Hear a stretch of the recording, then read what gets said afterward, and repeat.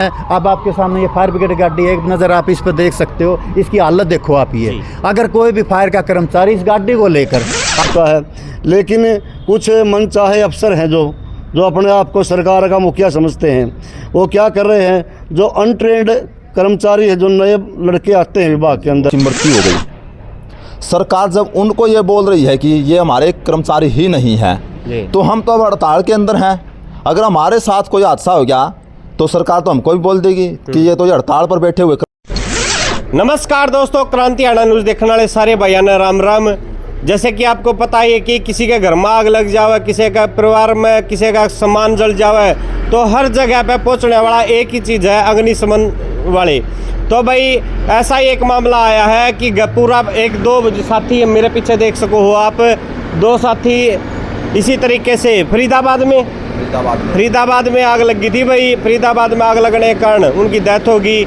आगे क्या कुछ मामला है वो सारी बातों पे बात करेंगे। शहीद साथी अमर रहे, शहीद साथी अमर रहे, शहीद के परिवार को न्याय दो। जी हाँ जी भाई साहब, क्या कुछ मामला है? आप पिछले 9 दिन से लगातार धरने पे बैठे हुए हो।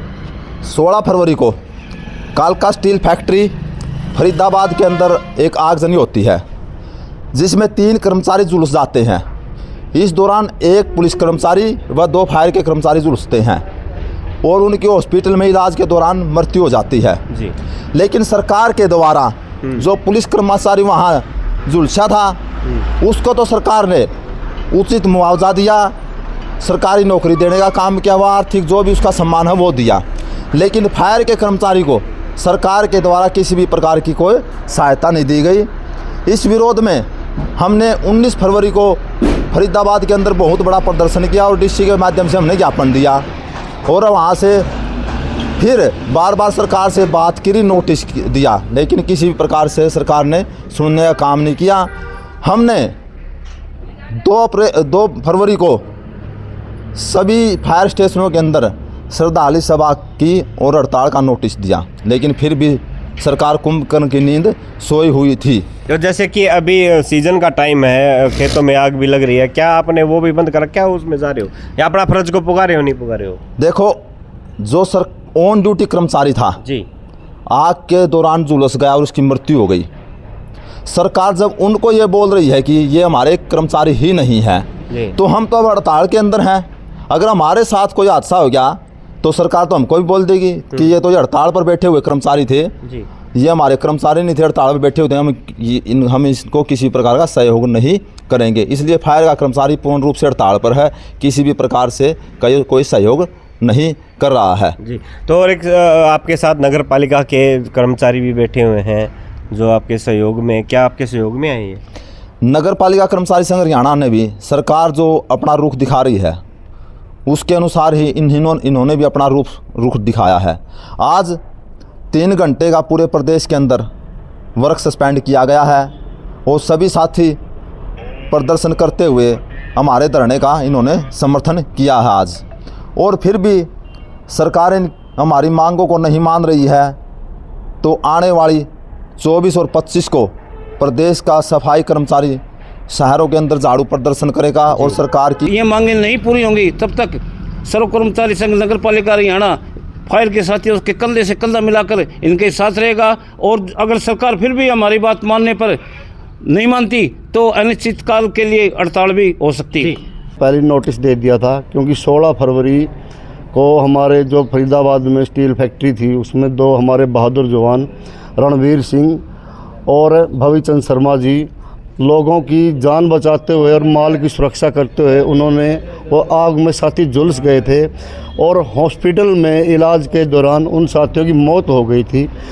और सरकार ने ऐसा भी मुनासिब नहीं समझा कि उसके परिवार के पास जाकर उनको सांत्वना दी जाए। तो हमारी यूनियन ने ये फैसला लिया कि जो साथी हमारे वहाँ पर जिनकी डेथ हुई है, सरकार उनको, एक पुलिस वाला की भी डेथ हुई थी, सरकार ने उसको तो शहीद का दर्जा भी दे दिया और 1 करोड़ रुपये सहायता राशि भी दी। वो मिलना भी चाहिए। हम ये कह रहे हैं कि जो फायर का साथी है उसके साथ में ये गैर जिम्मेदार जो व्यवहार किया सरकार ने, उसको हम बर्दाश्त नहीं करेंगे, क्योंकि फायर का एक एक साथी आज भविचंद शर्मा और रणवीर सिंह बन के खड़ा है। जी। अगर सरकार हमारी बातों को नहीं मानती तो हमारा आंदोलन अनिश्चितकालीन भी हो सकता है। और रोहतक के अंदर बड़ी कन्वेंशन कर कर नगर पालिका कर्मचारी संघ हरियाणा ने भी हमारे आंदोलन का समर्थन किया है, और आज नगर पालिका के साथियों ने भी वर्क सस्पेंड करके आज हमारे को समर्थन देने के लिए आए हैं।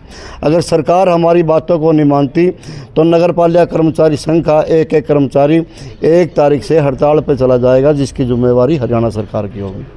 तो भाई कहते हैं ना,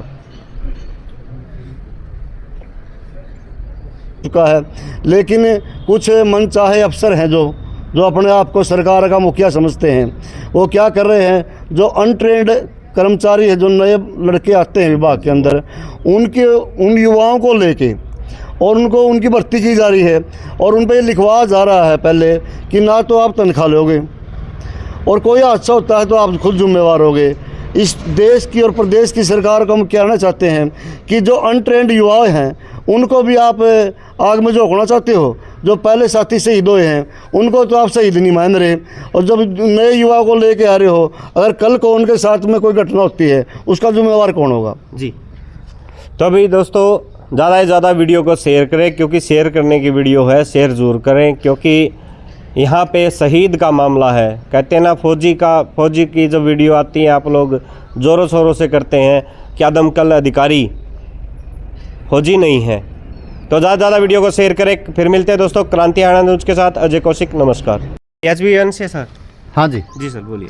मैं विकास गौतम बिजली बोर्ड से हूँ जी। और सर्व कर्मचारी संघ ब्लॉक नारनंद का ब्लॉक कैशियर हूँ। जी सर। तो मैं आज इस अग्निशमन की जो ये हड़ताल चल रही है, आज 9वें दिन में प्रवेश कर गई है, इसका हमारे ब्लॉक की तरफ से पूर्ण समर्थन करते गए हैं, पहले भी किया है और आगे भी जब तक इनकी हड़ताल चल रही है तब तक समर्थन करेंगे। और हर मांगों के साथ में इनके साथ में अपना पूर्ण समर्थन देते हैं। हर विभाग, चाहे वो बिजली बोर्ड हो, चाहे वो पटवारी हो, चाहे वो पब्लिक हेल्थ हो, चाहे सिंचाई विभाग हो, हर विभाग से इनके साथ में हर प्रकार से समर्थन करने के लिए हम पूरे से तैयार हैं और हर प्रकार से समर्थन करेंगे। 2 बात मैं और कहना चाहता हूँ। जो बात साथी ये हमारे है, बड़ी ही वैसे तो शर्म की बात है, हमारे जो कोई भी कर्मचारी है, चाहे वो किसी भी विभाग में होया, जैसे अपने फायर ब्रिगेड में थे, ये 2 साथी काम करते हुए, कार्य करते हुए अपने जान हथेली पर रखकर जो कार्य करते हैं, फायर का बड़ा रिस्की विभाग है और शहीद हो गए हैं, उनके मान सम्मान के लिए किसी भी प्रकार की सरकार की कोई सुविधा नहीं है। और इसके साथ में मैं ये कहना चाहता हूँ सरकार से कि कोई भी विभाग होया, जो भी रिस्की विभाग हैं, जैसे पुलिस का हो गया, बिजली का हो गया, फायर का हो गया, अग्नि, यहाँ आपके सामने नगर पालिका के वह बैठे हैं साथी, ये भी सीवरमैन हैं जो सीवर में काम करते हैं।